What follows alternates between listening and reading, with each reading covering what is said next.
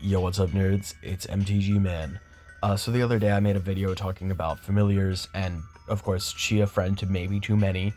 Um, so I thought it'd be interesting to do a full deck list. I know technically Chia isn't legal in Commander, um, but you could probably rule zero it in. It doesn't do anything too nuts. So it's one white, black, green. Familiar spells you cast have flash, which familiars are bats, birds, cats, dragons, fairies, foxes, frogs, imps, lizards, and spiders, as well as any creature with familiar in its name. And then you can tap her to add X green, and each opponent loses X life, where X is the number of familiars you control. Um, so I mean that's pretty simple.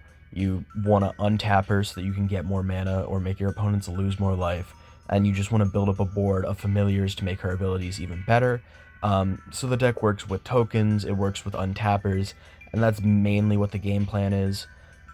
New thing I'm doing, somebody recommended, I sort the cards in deck by like what their purpose is, draw, ramp, all that.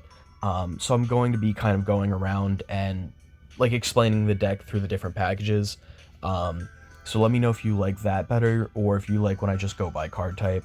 But anywho, let's get right into that. So I'm not going to start at the top. I'm going to start at what's probably the most important, being token makers. We want to create a lot of tokens so that we have a lot of familiars. So first up, we have Attempted Murder. As an X spell, it works pretty well with Chea because she's going to be creating a lot of mana. And it could also act as a removal. You choose a creature, roll X six-sided die. For each even result, put two -1/-1 counters on that creature. For each odd result, create a 1/2 blue bird creature token named Stormcrow. Birds are familiars, so that's just going to help you get up your familiar count, or it could remove something, whatever you need, really. Bitter Blossom, at the beginning of your upkeep, you lose a life and create a fairy. We need fairies. I mean, they're basically, like, this is just one more familiar each turn, so it's just going to help her get even better. Twitching Doll. Twitching Doll is ramp, and then you can sacrifice it later in the game to create a bunch of spiders to help get your familiar count up. Vidugazi Guildmage. You don't really care about the Centaur token, but being able to populate is good, especially if you tap Chia for like a bunch of green. You can use that green for the 2 and the green. Sure, you still have to have white somewhere, but as long as you're able to keep activating it, you'll just keep getting more familiars. Arachnogenesis, it's a good way to, I mean, it stops an attack, which is always good. But creating a whole bunch of 1/2 spiders is just going to get your familiar count way up, because you create X, where X is the number of creatures attacking you. So that could be like 5-6 spiders, depending on how you're being swung at. Brimaz, King of Oreskos. When it attacks, put a 1/1 white cat soldier token with vigilance onto the battlefield attacking. And when it blocks, put a 1/1 white cat with vigilance blocking. So, I mean, it's just going to help you create more familiars. It has vigilance itself, so it can attack, create a token, and then on the next, however many times you need to, have it block and just keep getting that familiar count up. Muster the Departed. When it enters, you create a 1/1 spirit with flying. We don't really care about the spirit. What we care about is at the beginning of your end step, if a creature died this turn, populate.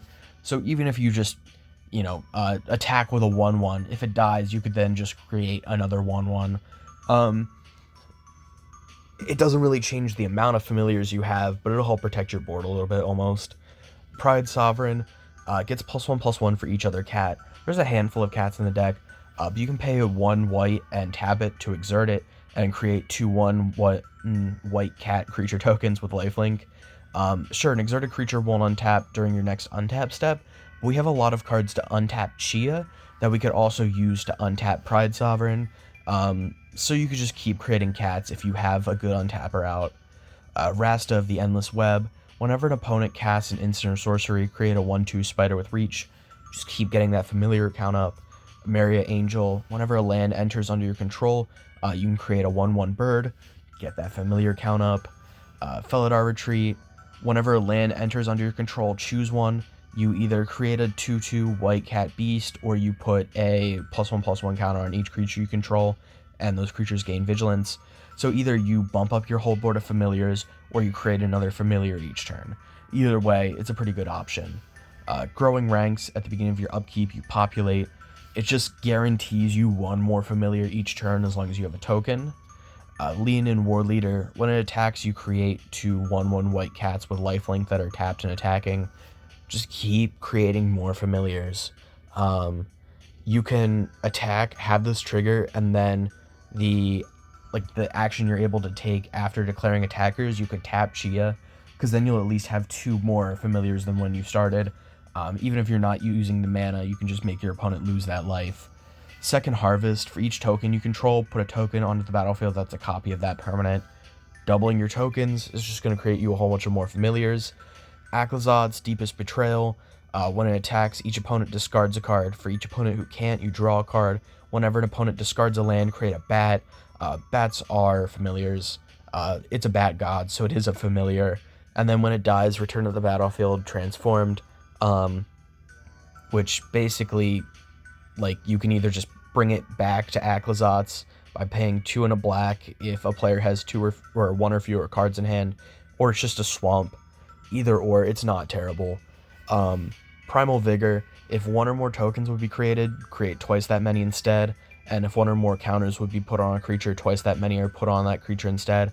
Sure, this helps your opponents too, but theoretically you'll be able to get out more value than they can. Regal Caracal. Regal Caracal is a little bit less good when you don't have flickering, but I mean, either way, it's coming in, it's creating 2 1/1s, and then it's giving those 1/1s +1/+1 and lifelink. So I mean, it puts 7 power on the board. I'd just say it's pretty solid. Ancient Gold Dragon, when it deals combat damage to a player, roll a d20, you create a number of 1/1 blue fairy dragon creature tokens with flying. Fairies are familiars, dragons are familiars.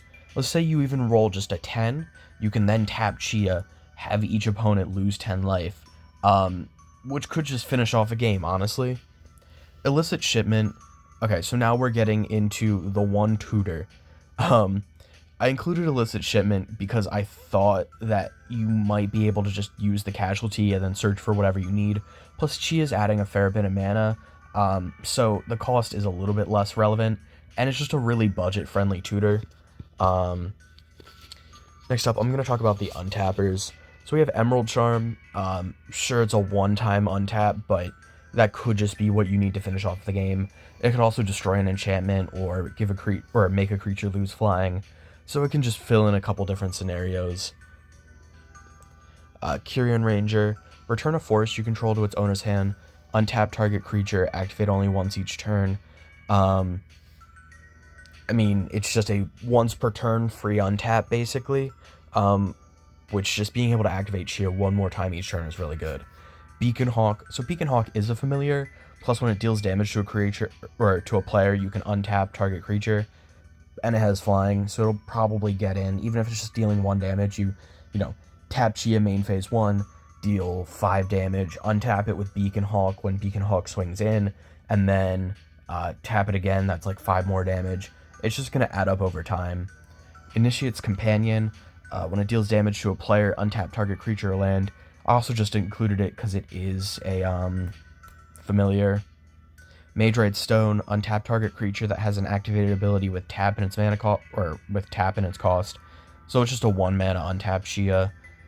Secret of Skybreak. Untaps target creature. Patriarch's Seal. Untap a target legendary creature. Puppet Strings to... I mean, sure, you have to pay 2, but you tap or untap target creature. And then where it gets a little bit nutty, Staff of Domination. As long as Chia is adding 4 mana, Staff of Domination does go infinite, so just keep that in mind. 1,000-Year Elixir. You may activate abilities of creatures as though they had haste, so being able to activate Chia immediately is good. Plus, just paying 1 to untap target creature is going to be solid. I guess next up we'll just talk about win cons. I have Exsanguinate and Torment of Hellfire. You're going to be adding a lot of mana through Chia, so this could just be a way to finish things off. Plus, she's going to be making your opponent lose life every time you tap her anyway. So just being able to make them lose more life with Exsanguinate or Torment, that could just finish off a game. And I used Nissa Ascendant Animist as the overrun win con. Creatures you control get +1/+1 for each forest you control and trample. I do feel like a normal overrun... Actually, yeah. So the funny thing about choosing the Phyrexian Nissa, was that I could not read it. I thought it was plus X, where X is the number of creatures you control. So we're just going to do Overwhelming Stampede. Sure, we don't have that many big creatures to bump up the whole board with, but even just like a 4/4, giving everything +4/+4, it's going to be fine with the number of creatures we have. I guess next up, I'm just going to talk about the removal. We're playing Swords to Plowshares. Countless Transformation is removal, and it draws you a card, so it's just solid all around. Leonin Relic Warder, it is a familiar, plus it's going to remove something. Thraben Charm, I think dealing damage equal to twice the number of creatures you control to target creature is good when you're going to have so many familiars, plus it can hit an enchantment or exile graveyards. Aven Interrupter, again, it's a familiar, plus just being able to get a spell off, like, it could stop a counter spell. I mean, sure, your opponent can cast it for 2 the next turn, but, like, that really doesn't matter all that much. Beast Within, just good removal. Werefox Bodyguard, it's just good removal, and it's a, is it a, Jesus, I keep wanting to say companion, it's familiar, not companion, Jesus. Other ramp-wise, we're playing Birds of Paradise, because it's a familiar, plus it's just really good. Soul Ring, Arcane Signet, we're playing all Signets, we're playing Rampant Growth, we're playing full Talismans. I just like my 2 mana ramp a lot, so that's why I'm including it. Rootbound Defenses, it's protection, which I think is really good when you're trying to build a board like this, plus populating, so you can just have one more familiar. Miscellaneous, we have Deep Cavern Bat, it's a familiar, plus being able to exile a card from opponent's hand is pretty good.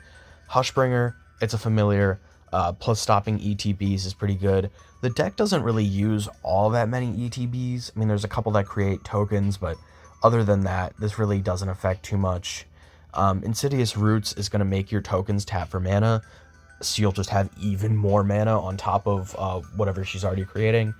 And whenever one or more creature cards leave your graveyard, you'll create a plant token, but I mean, unless you're exiling your own graveyard with Thraben Charm, really doesn't matter.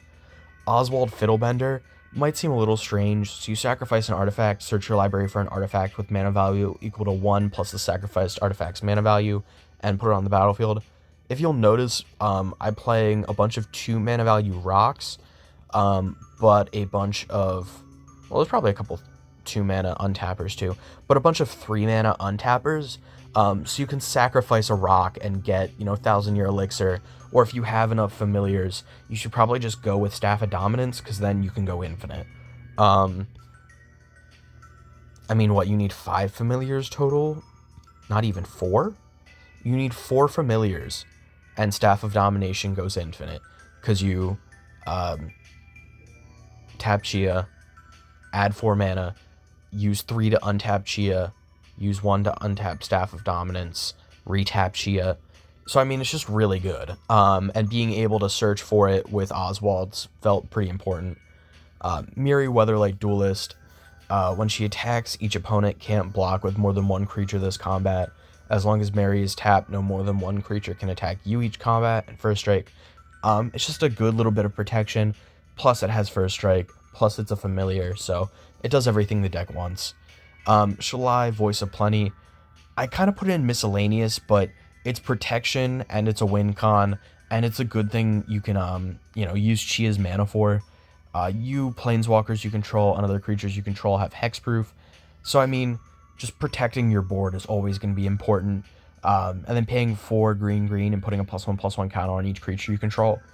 It's a little bit overcosted, kind of, but if you're adding a bunch of mana, it's really not going to matter all that much. Last up, we have draw effects. So we're playing Lord Skitter's Blessing. The way I see it, this is a cheaper, both in cost and mana, version of Phyrexian Arena. Phyrexian Arena is 1 black. At the beginning of your upkeep, draw a card, lose 1 life. Lord Skitter's Blessing puts a Wicked Roll token on something, which is an aura. And at the beginning of your draw step, if you control an enchanted creature, so a creature with an aura on it, you lose a life and you draw an additional card. So I mean, it's the exact same effect, but for 1 black less, or 1 less black mana, as long as you're able to keep the creature with the aura around. Um, Knight's Whisper, I just like Knight's Whisper. 2 mana, draw 2, lose 2. It's just fair, it's good. You always want to be drawing cards, so Caretaker's Talent, whenever one or more tokens you control enter, draw a card. This ability triggers only once each turn, and then when this class becomes level 2, you create a token that's a copy of target token you control, and then hit level 3, and creature tokens you control at +2/+2. So it's going to help you draw to just keep the deck consistent. It's going to create you another token to get up your familiar count, and if you're going to win by swinging in, you might as well give everything +2/+2. Rumor Gather, whenever another creature enters under your control, scry 1. If this is the second time this ability is resolved this turn, draw a card instead. I mean, certain familiars are creating multiple tokens, so hopefully you're drawing a card at least once per turn cycle with this. At worst, even if you're just scrying a couple times, scrying is always good. It's going to help you get whatever card you need, whatever's going to help, pay off Chia or whatever. Smuggler's Share, at the beginning of each end step, draw a card for each opponent who drew 2 or more cards this turn, then create a treasure token for each opponent who had 2 or more lands enter the battlefield under their control this turn. Pretty simple. I would say it was overrated for a while, but I mean, it's still a pretty good card. If your opponent, even if they just play an opt on top of their draw for turn, that's 2 cards, so you get to draw a card for free. Even if they play a fetch land and crack it, you'll still get to search for a land. I mean, sure, it's kind of because they could just crack a fetch land on the next turn, and it's kind of whatever, but it does its best. And then Harmonize, it's just a 4 mana draw 3. I just wanted to have some consistent draw cards in this deck. But overall, that is everything. And I guess we should probably go over the land base. So we have Brushlands, Canopy Vista, Caves of Koilos, Command Tower, Desolate Mire, Exotic Orchard, Forest, Gavany Township to just bump up your board, Isolated Chapel, Llanowar Wastes, Necroblossom Snarl, Plains, Razorvenge Thicket, Sandsteep Citadel, Shine Shadow Snarl, Swamps, Twilight Mire, Viridescent Bog, Woodland Cemetery, and then a Revitalizing Repast, which is also just a good protection spell, but it's a tap land on the other side. Overall, I mean, the deck's about $200, and having an infinite combo, and I mean, it could probably do a fair bit of damage, so we'll just see real quick. I missed Slate of Ancestry, Jesus. The deck also, I missed that. Plays Slate of Ancestry to draw a bunch of cards, and Shamanic Revelation to draw a bunch of cards. So yeah. Alright, let's play a test hand here. So I think we keep this because we have all 3 colors. I think we go Kyrian Ranger, Plains, Forest, Arcane Signet, pass, Swamp, tap 3, play Chea. Alright, and then I think here we go Hushbringer, Birds of Paradise. Okay, and then we pass turn. Let's just say we get attacked, so we'll tap Chia, tap Signet, play Arachnogenesis.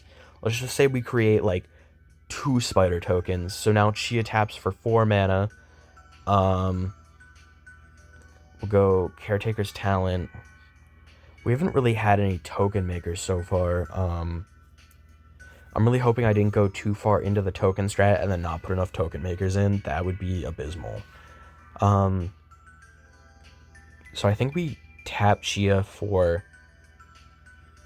1, 2, 3, and then the 2 spiders. We'll tap her for 5, and then we will untap her with Kyrian Ranger by returning a tap forest to our hand. We'll play the forest for turn, so she's untapped. We use the 5 floating to draw 6 with Shamanic Revelation, so we draw back up to 7. We will play a Soul Ring. We will play Oswald Fiddlebender. We'll tap the Soul Ring. We'll play an Orzhov Signet.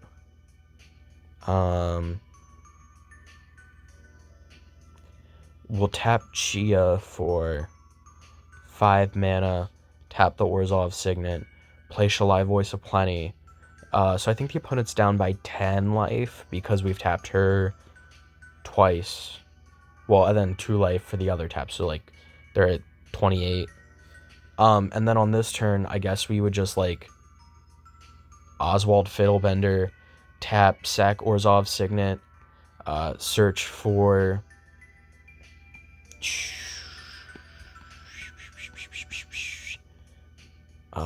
where is it? Am I like losing my mind here?